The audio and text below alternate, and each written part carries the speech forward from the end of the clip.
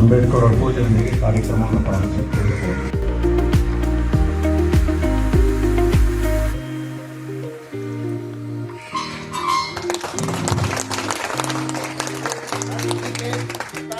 ಧೈರ್ಯ, ದೇಶ ಪ್ರೇಮ ಮತ್ತು ಬಲಿದಾನ ನಮ್ಮೆಲ್ಲರಿಗೂ ಸದಾ ಸ್ಫೂರ್ತಿಯಾಗಿದೆ.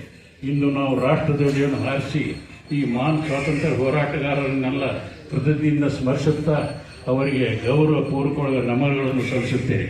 ಸ್ವಾತಂತ್ರ್ಯ ಎಂದರೆ ಕೇವಲ ವಿದೇಶಿ ಆಳ್ವಿಕೆಯಿಂದ ಮುಕ್ತಿ ಹೊಂದಿರುವುದು ಅಷ್ಟೇ ಅಲ್ಲ, ನಿಜವಾದ ಸ್ವಾತಂತ್ರ್ಯ ಎಂದರೆ ಸಮಾನತೆ, ನ್ಯಾಯ, ಗೌರವ, ಆರ್ಥಿಕ ಪ್ರಗತಿ ಮತ್ತು ಪ್ರತಿಯೊಬ್ಬ ನಾಗರಿಕನ ಹಕ್ಕುಗಳನ್ನು ರಕ್ಷಿಸುವುದು. ನಾವು ವಕೀಲರು ಸಂವಿಧಾನ ಮತ್ತು ಕಾನೂನಿನ ರಕ್ಷಕರಾಗಿ ಸಮಾಜದಲ್ಲಿ ನ್ಯಾಯ, ಸಮಾನತೆ ಮತ್ತು ಕಾನೂನಿನ ಆಳ್ವಿಕೆಯನ್ನು ಬಲಪಡಿಸುವ ಮಹತ್ವದ ಜವಾಬ್ದಾರಿಯನ್ನು ಹೊಂದಿದ್ದೇನೆ. ಕಳೆದ 79 ವರ್ಷಗಳಲ್ಲಿ ಭಾರತವು ಅನೇಕ ಕ್ಷೇತ್ರಗಳಲ್ಲಿ ಅದ್ಭುತ ಪ್ರಗತಿಯನ್ನು ಸಾಧಿಸಿದೆ.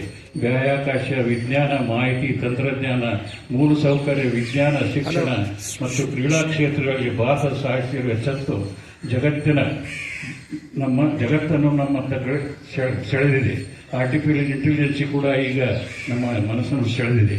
ಇಂದು ನಮ್ಮ ದೇಶದ ಭವಿಷ್ಯವನ್ನು ರೂಪಿಸುವಲ್ಲಿ ಯುವ ಪೀಳಿಗೆಯ ಪಾತ್ರ ಅತ್ಯಂತ ಮಹತ್ವದ್ದಾಗಿದ್ದು, ಯುವಕರ ಶಕ್ತಿ, ಸೃಜನಶೀಲತೆ, ಪ್ರತಿಭೆ ಮತ್ತು ನಾವೀನ್ಯತೆಯನ್ನು ದೇಶದ ಅಭಿವೃದ್ಧಿಗಾಗಿ ಬಳಸಿಕೊಳ್ಳಬೇಕು.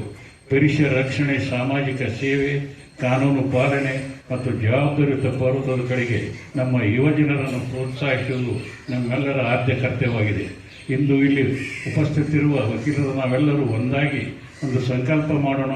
ನಮ್ಮ ಸಂವಿಧಾನವನ್ನು ಗೌರವಿಸೋಣ, ನಮ್ಮ ದೇಶದ ಕಾನೂನನ್ನು ಗೌರವಿಸೋಣ, ನಮ್ಮ ಪರಿಸರವನ್ನು ರಕ್ಷಿಸೋಣ, ಅಗತ್ಯ ಇರುವವರಿಗೆ ನೆರವಾಗೋಣ, ಸಮಾಜದಲ್ಲಿ ನ್ಯಾಯ, ಸಮಾನತೆ ಮತ್ತು ಸೌಹಾರ್ದತೆಯನ್ನು ಬೆಳೆಸೋಣ ಮತ್ತು ಜವಾಬ್ದಾರಿತ ನಾಗರಿಕರನ್ನು ನಮ್ಮ ಭಾರತವು ಇನ್ನಷ್ಟು ಶಕ್ತಿಶಾಲಿ, ಸಮೃದ್ಧ ಮತ್ತು ಶ್ರೇಷ್ಠ ರಾಷ್ಟ್ರವನ್ನಾಗಿ ರೂಪಿಸಲು ನಮ್ಮದೇ ಆದ ಕೊಡುಗೆಯನ್ನು ನೀಡೋಣ.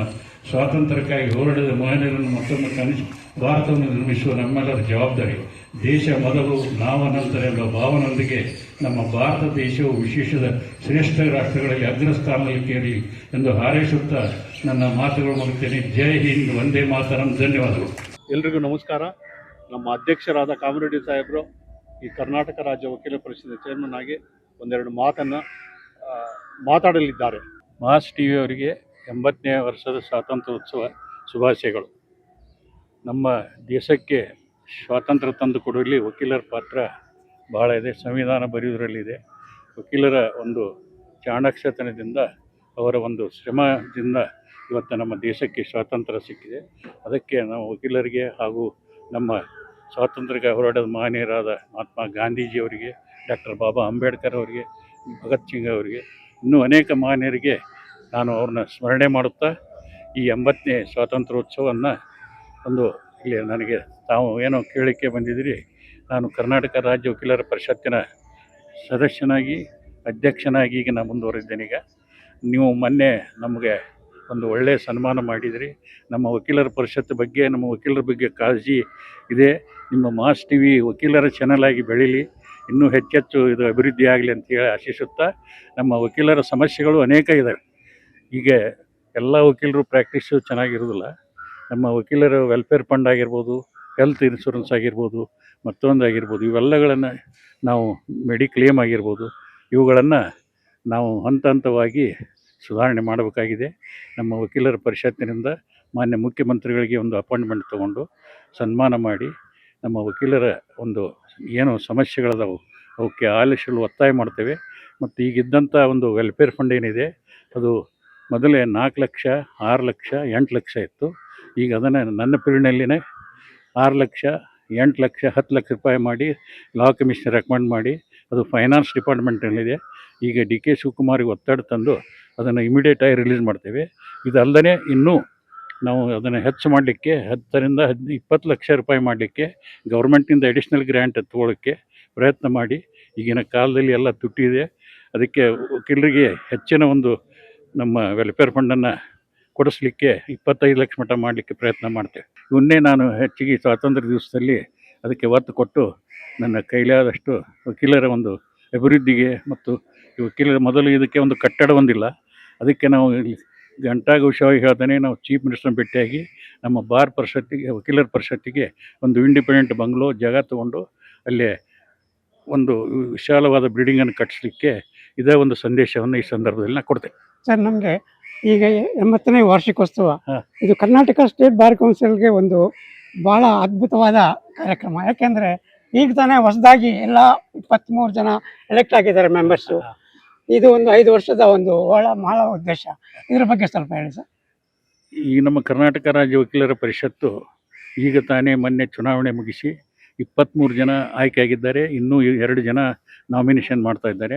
ಅದು ಸುಪ್ರೀಂ ಕೋರ್ಟ್ನಲ್ಲಿ ಪೆಂಡಿಂಗ್ ಇದೆ. ಅದು ಗೈಡ್ಲೈನ್ಸ್ ಮೇಲೆ ಅವ್ರನ್ನೂ ಇಬ್ಬರನ್ನ ಸೇರಿಸಿ 25 ಜನ ಮೆಂಬರ್ಗಳು.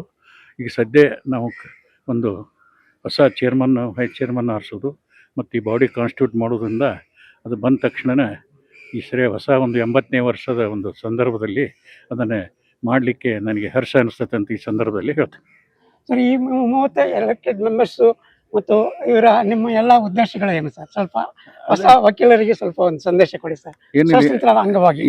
ಅದೇ ಈಗಿನ ದಿನದಲ್ಲಿ ನಿರುದ್ಯೋಗ ಸಮಸ್ಯೆ ಭಾಳ ಇದೆ. ಯುವ ನೇತಾರರು, ಯುವ ವಕೀಲರು ಒಂದು ಹೋರಾಟ ಮಾಡಿ ಯುವ ವಕೀಲರಿಗೆ ಒಂದು ಪ್ರೋತ್ಸಾಹನ ಏನಿದೆ, ಈಗ 2 ರಿಂದ 3 ಸಾವಿರ ಕೊಡ್ತಾ ಇದ್ದಾರೆ. ಅದನ್ನು ನಾನು 5 ರಿಂದ 10 ಸಾವಿರ ಮಟ್ಟ ಮಾಡ್ತೇನೆ ಅಂತೇಳಿ ಈ ಸಂದರ್ಭದಲ್ಲಿ ಘೋಷಣೆ ಮಾಡಿಸ್ತೇನೆ. ಸರ್, ನಮ್ಮ ಕನಕರಾಜ್ ಸರ್, ಹಾ. ತಾವು ಈ ಏನು ಚುನಾವಣೆ ನಡೀತು ಇದರಲ್ಲಿ ಕೋಆರ್ಡಿನೇಟರ್ ಆಗಿ ಬಹಳಷ್ಟು ಸೇವೆ ಸಲ್ಲಿಸಿ ಎಲ್ಲರ ಒಂದು ಬಾಯಿನಲ್ಲೂ ಕನಕರಾಜ್ ಸರ್ ಅಂದರೆ ಬಹಳ ಒಂದು ಉತ್ತಮವಾದ ಒಂದು ಹೆಸರಿದೆ. ಇದ್ರ ಬಗ್ಗೆ ತಾವು ಹೇಳ್ತೀರಾ? ನಮ್ಮ ಅಧ್ಯಕ್ಷರಾಗಲಿ ನಮ್ಮ ಮೆಂಬರ್ಸರ ಆಶೀರ್ವಾದ ಅಂತ ನಾನು ತಿಳ್ಕೊಂಡು, ಈ ಮೊದಲಿಂದ ನಾನು ಮುಂಚೆನೂ ನಮ್ಮ high court judges, chief justice of India, chief justice of Karnataka ಎಲ್ಲರಿಗೂ ನಾನು ಈ ಪ್ರೋಟೋಕಾಲ್ ಎಕ್ಸಿಕ್ಯೂಟಿವ್ ವರ್ಕ್ ಮಾಡಿರೋದ್ರಿಂದ ಅದೇವರೆಗೂ ನಮ್ಮ ಅಧ್ಯಕ್ಷರಿಗೆ ಮತ್ತು ಮೆಂಬರ್ಸ್ಗೆ ಎಕ್ಸ್ಟೆಂಡ್ ಮಾಡೋದಕ್ಕೆ ಒಂದು ಉತ್ತಮವಾದ ಒಂದು ಸೇವೆ ಮಾಡೋದಕ್ಕೆ ನನಗೆ ಜಾಗ ಸಿಕ್ಕಿದೆ. ಸೊ ಅದನ್ನು ಕಂಟಿನ್ಯೂ ಮಾಡೋದಕ್ಕೆ ನಾನು ಇಷ್ಟಪಡ್ತೀನಿ. ನಮ್ಮ ಸ್ಟಾಫ್ ಆಗಲಿ ಇದಾಗಲಿ ಎಲ್ಲರೂ ಒಂದು ಕೋಆಪ್ರೇಷನ್ ಚೆನ್ನಾಗಿದೆ. ನನ್ನ ಮಾಸ್ ಟಿವಿಗೆ ಇದ್ರ ಪ್ರಕಾರ ನಾನು ಕಂಗ್ರ್ಯಾಚುಲೇಷನ್ ಹೇಳ್ತೀನಿ. ಎಲ್ರಿಗೂ ನಮಸ್ಕಾರ. ಸ್ವತಂತ್ರ ತರೋದ್ರಲ್ಲಿ ವಕೀಲರ ಪಾತ್ರನೇ ಬಹಳ ದೊಡ್ಡದು. ಮಹಾತ್ಮ ಗಾಂಧಿಯಿಂದ ಹಿಡಿದು ಅಂಬೇಡ್ಕರ್ ವರೆಗೂ ಎಲ್ಲರೂ ಕೂಡ ಸಾಮಾನ್ಯವಾಗಿ ಆಲ್ಮೋಸ್ಟ್ 80% ಎಲ್ಲ ಫ್ರೀಡಮ್ ಫೈಟರ್ಸು, ಅಡ್ವೊಕೇಟ್ಸು. ಸೊ ಅಂಥ ಒಂದು ಸ್ವತಂತ್ರ ದಿನಾಚರಣೆ ಇವತ್ತು ಸ್ವತಂತ್ರದ ಒಂದು ಬುನಾದಿ ಹಾಕ್ತಂಥವ್ರು ವಕೀಲರು. ಸೊ ಇಂಥ ವಕೀಲರ ಒಂದು ಬಾರ್ ಕೌನ್ಸಿಲಲ್ಲಿ ಇವತ್ತು ನಾವು ಸ್ವತಂತ್ರ ದಿನಾಚರಣೆಯನ್ನು ಆಚರಣೆ ಮಾಡ್ತಾ ಇದ್ದೀವಿ. ಸೊ ಎಲ್ಲ ವಕೀಲರಿಗೆ ಹಾಗೆ ಎಲ್ಲ ಜನಸಾಮಾನ್ಯರಿಗೆ, ದೇಶದ ಎಲ್ಲ ಪ್ರಜೆಗಳಿಗೆ ಹಾಗೂ ನಮ್ಮ ಕರ್ನಾಟಕದ ಎಲ್ಲ ಕನ್ನಡಿಗರಿಗೂ ಕೂಡ ಸ್ವತಂತ್ರ ದಿನಾಚರಣೆಯ ಶುಭಾಶಯ. ಎಲ್ಲರಿಗೂ ನಮಸ್ಕಾರ. ಇಂದು ನಾವೆಲ್ಲರೂ 80ನೇ ಸ್ವಾತಂತ್ರ್ಯೋತ್ಸವವನ್ನು ಆಚರಿಸ್ತಾ ಇದ್ವಿ ದೇಶದ ಎಲ್ಲ ಕಡೆನೂ. ಆದರೆ ಈ ಸ್ವಾತಂತ್ರ್ಯೋತ್ಸವನ ನಾವು ಇಲ್ಲಿ ಆಚರಿಸ್ಬೇಕಾದ್ರೆ ನಮ್ಮ ಎಲ್ಲ ಮಹನೀಯರು, ಸ್ವಾತಂತ್ರ್ಯ ಹೋರಾಟಗಾರರಾದ ಗಾಂಧೀಜಿ, ಜವಾಹರ್ಲಾಲ್ ನೆಹರು, ಸುಭಾಷ್ ಚಂದ್ರ ಬೋಸ್ ಎಲ್ಲ ಮಹನೀಯರನ್ನು ನೆನಪಿಸ್ಕೊಳ್ತಾ ಅವರ ಹಾಕಿಕೊಟ್ಟ ಮಾರ್ಗದರ್ಶನ, ಆ ಮಾರ್ಗದರ್ಶನದ ಮೇಲೆ ನಾವು ನಡಿಬೇಕು. ಬರೀ ಸ್ವಾತಂತ್ರ್ಯ ದಿನಾಚರಣೆ ಆಗಸ್ಟ್ 15ರಂದು ಏನೋ ಒಂದು ಇಂಡಿಪೆಂಡೆನ್ಸ್ ಡೇ ಬಂತು, ಫಂಕ್ಷನ್ ಮಾಡಿ, ಒಂದು ಬ್ರೇಕ್ಫಾಸ್ಟ್ ಮಾಡಿ ಹೋಗಿ ಮತ್ತೆ ನಾಳೆ ಯಥಾವತ್ ನಮ್ಮ ದೈನಂದಿನ ಕಾರ್ಯಕ್ರಮಗಳಲ್ಲಿ ಭಾಗವಹಿಸೋದಲ್ದೇ ಈ ಸ್ವಾತಂತ್ರ್ಯಕ್ಕೋಸ್ಕರ ನಾವು ಇನ್ನೂ ಹೆಚ್ಚಿನ ಕೊಡುಗೆ ಕೊಡಬೇಕು. ನಾವೆಲ್ಲ ಯುವ ಪೀಳಿಗೆಯರು, ನಾವು ಎಲ್ಲ ಯುವ ಪೀಳಿಗೆ ಆಗಿರೋದ್ರಿಂದ ಮತ್ತೆ ಹೆಚ್ಚಿನ ಸ್ವತಂತ್ರನ ಮತ್ತೆ ಯಾರೂ ಕಿತ್ಕೊಳ್ಬಾರ್ದು. ಅಂತಹ ಕೆಲಸಗಳನ್ನ ಮಾಡ್ತಾ ನಾವು ಈ ಸ್ವಾತಂತ್ರ್ಯಕ್ಕೋಸ್ಕರ ಅವ್ರ ಕೊಡುಗೆ ಆಗಿರೋದನ್ನ ನಾವು ಮತ್ತಷ್ಟು ಇನ್ನೂ ಕೊಡುಗೆಯಾಗಿ ಉಳಿಸ್ಕೊಂಡು ನಾವು ಹೋಗಬೇಕು. ಈಗ ಇತ್ತೀಚೆಗೆ ರಾಜ್ಯ ವಕೀಲರ ಪರಿಷತ್ತಿನ ಚುನಾವಣೆ ಯಶಸ್ವಿಯಾಗಿ ಮುಗಿದಿದೆ. ಈ ಚುನಾವಣೆಯಲ್ಲಿ 23 ಜನ ಆಯ್ಕೆಯಾಗಿದ್ದಾರೆ ಮತ್ತು 5 ಜನ ಮಹಿಳೆಯರು ಕೂಡ ಆಯ್ಕೆಯಾಗಿದ್ದಾರೆ. ಪ್ರಪ್ರಥಮವಾಗಿ 5 ಜನ ಮಹಿಳೆಯರು ಆಯ್ಕೆಯಾಗಿದ್ದಾರೆ. ಈಗ ಗೆಜೆಟ್ ನೋಟಿಫಿಕೇಶನ್ ಆಗಿದೆ. ಈಗ ಮತ್ತೆ ಹೊಸ ಮೀಟಿಂಗ್ ಮಾಡಿ ಅವರೆಲ್ಲರನ್ನೂ ನಾನು ಕೇಳ್ಕೊತೀನಿ, ಚುನಾಯಿತ ಮೆಂಬರ್ಸ್ಗಳನ್ನ ಎಲ್ಲ ಇನ್ನೂ ನಮ್ಮ ರಾಜ್ಯ ವಕೀಲರ ಪರಿಷತ್ತಿನ ಇನ್ನೂ ಚೆನ್ನಾಗಿ ಯಶಸ್ವಿಯಾಗಿ ಎಲ್ಲ ಕಾರ್ಯಕ್ರಮಗಳು ನಡೆಸ್ಕೊಂಡು ಹೋಗಬೇಕು ಅಂತ ಅವ್ರನ್ನ ನಾನೆಲ್ಲ ಬೇಡ್ಕೊಳ್ತಾ ಇದ್ದೀನಿ. Thank you.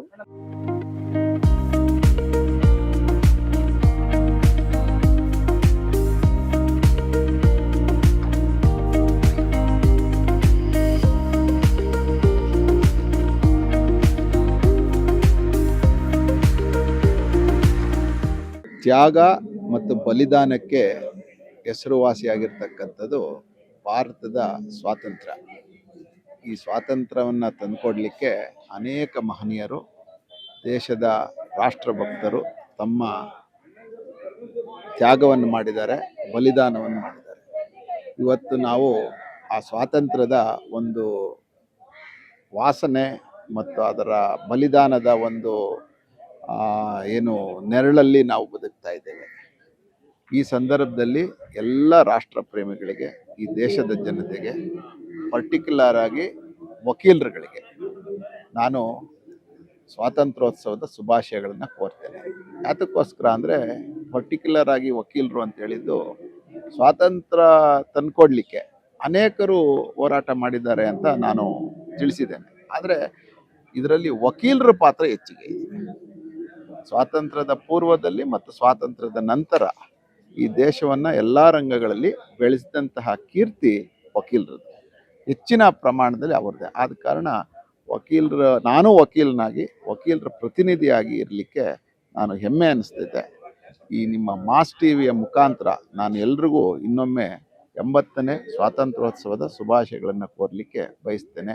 ನಾವು ವಕೀಲರ ಪರದಿಂದ ಸಮಾಜ ಸೇವೆ ಯಾವ ಥರ ಸಮಾಜಕ್ಕೆ ಹೆಲ್ಪ್ ಆಗುತ್ತೆ ವಕೀಲರ ಕಡೆಯಿಂದ, ಅದು ಮುಖ್ಯ ಸರ್. ನೋಡಿ, ಒಬ್ಬ ವಕೀಲ ಆಗಿದ ತಕ್ಷಣ ಅವನು ಸಮಾಜದ ಬೇರೆ ಏನು ಜನ ಇದ್ದಾರೆ ಅದಕ್ಕಿಂತ ಒಬ್ಬ ವಿಭಿನ್ನವಾಗಿರಬೇಕು. ಅವನು ಈ ರಾಷ್ಟ್ರದಲ್ಲಿ ಇರಬೇಕು ಅಂದರೆ, ಸಮಾಜಕ್ಕೆ ಒಳ್ಳೆಯ ಸಂದೇಶ ಕಳಿಸ್ಬೇಕು ಅಂದರೆ ಒಬ್ಬ ವಕೀಲನಾಗಿ ಒಂದು ಸಾಮರಸ್ಯದ ಬದುಕನ್ನು ಬಾಳಬೇಕು. ಈ ದೇಶದಲ್ಲಿ ಇರ್ತಕ್ಕಂಥವರೆಲ್ಲರೂ ನಾವು ಒಂದೇ ಅಂಥೇಳಿ ಸಾಮರಸ್ಯದ ಬದುಕನ್ನು ಮಾಡಬೇಕು. ಅವನಿಗೆ ಸಂವಿಧಾನದ ಅನುಗುಣವಾಗಿರ್ತಕ್ಕಂತಹ ಹಕ್ಕುಗಳಿಗಿಂತ ತನ್ನ ಕರ್ತವ್ಯಗಳೇನು ಅನ್ನೋದನ್ನು ಈ ಜನಕ್ಕೆ ಅವನು ಮಾಡಬೇಕು.